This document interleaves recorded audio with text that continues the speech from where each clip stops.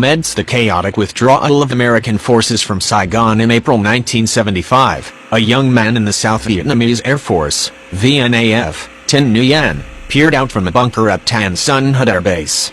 The airfield had been under North Vietnamese mortar fire all night and more than 100 aircraft had been destroyed.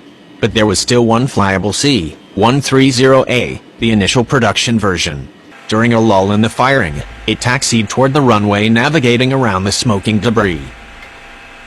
This massive plane's rear ramp was still open with a crowd of people huddling on it, and Nguyen knew he had to get to it.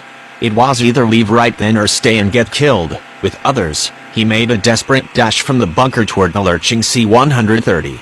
Every time the pilot jammed on the brake, it pushed the passengers forward, Nguyen told Fox News in 2014. It created more space in the back. So, I jumped in.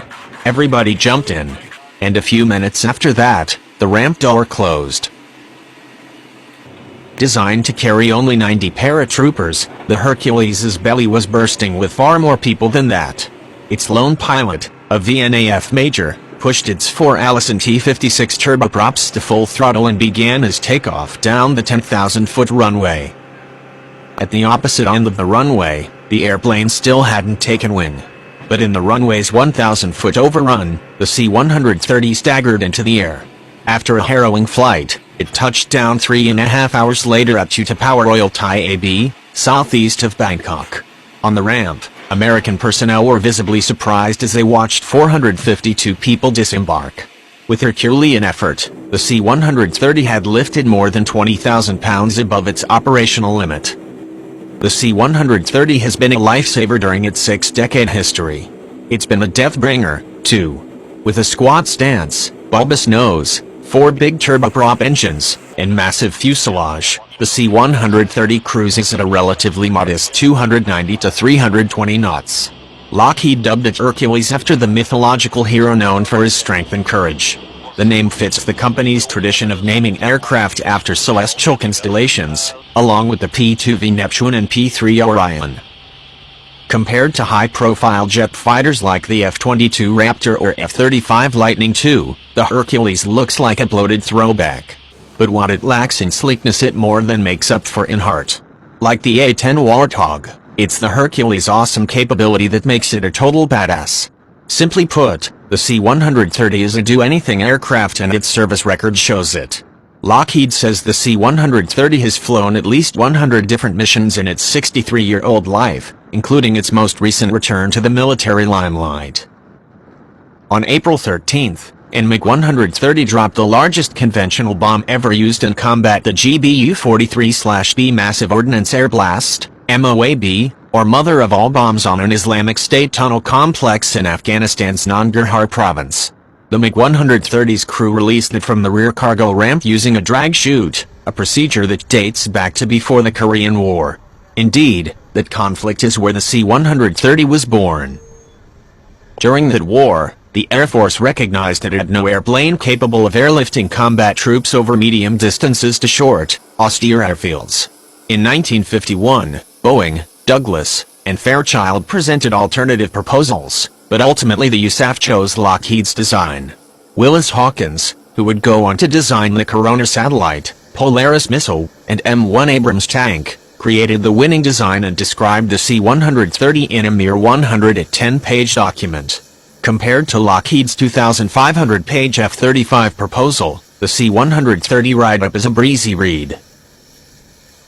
According to Lockheed Martin historian Jeff Rhodes, Hawkins' design team took the M551 Sheridan tank, the largest piece of equipment the Army needed to airlift, and drew a circle around it and that set the diameter of the fuselage. As for the fuselage's 40-foot length, its inspiration came from somewhere else entirely.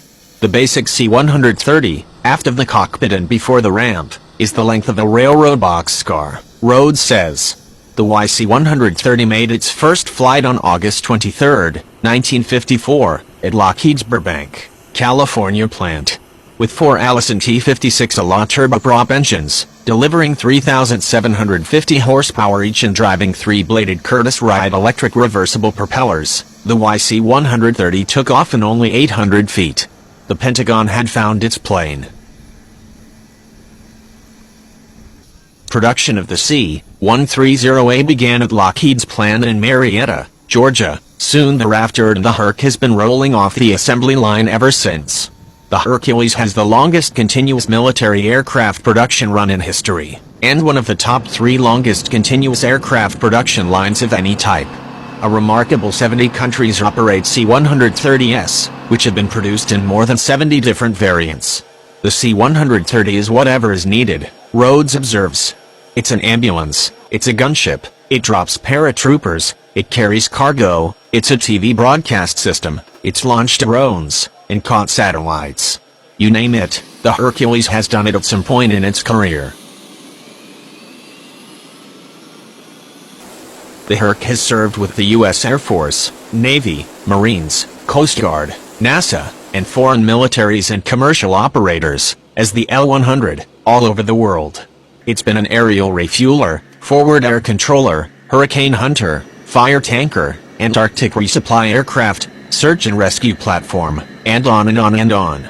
C-130S went into harm's way almost immediately with its first deployment to Europe in 1956, and the first combat loss came in 1958, when a C-130A-2 was shot down over Armenia during a reconnaissance mission. While gaining notoriety for its performance ashore, the Hercules simultaneously made history as the largest, heaviest aircraft ever to land on and launch from an aircraft carrier, a distinction it earned in October 1963 as part of a test to assess its feasibility as a carry-on-board delivery aircraft. A year later, the C-130A began sorties for the U.S. Air Force in Vietnam. They hauled cargo, dropped leaflets, and delivered weapons on the Ho Chi Minh Trail. Foreshadowing President Trump's recent Afghanistan mission, C-130Bs also dropped a pair of 10,000-pound bombs in Vietnam in October 1968 as a means of clearing landing zones for helicopters. But the C-130 was more than a military brute. It was one of 3 legendary Lockheed airplanes operated by the CIA in the 1960s, joining the U-2 and A-12, SR-71, as an intelligence gathering tool. In 1969, a CIA-operated C-130E made a clandestine drop of sensor pallets near China's Lopner nuclear weapons test base to get information on Chinese nuclear capabilities. C-130B-2 electronic reconnaissance aircraft operated in Europe and Japan, and later C-130E models took on standoff jamming roles in the 1970s.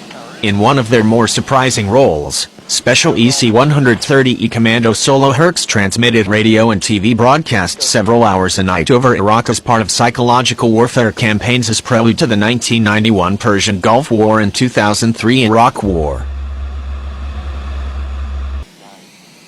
Today's AC-130E HUW Spectre Stinger gunship is renowned for its ability to protect special operations troops on the ground from Vietnam all the way up to the recent Afghanistan war with lethal 20mm/30mm/40mm cannon, and even 105mm howitzer, as well as additional smart bombs and missiles.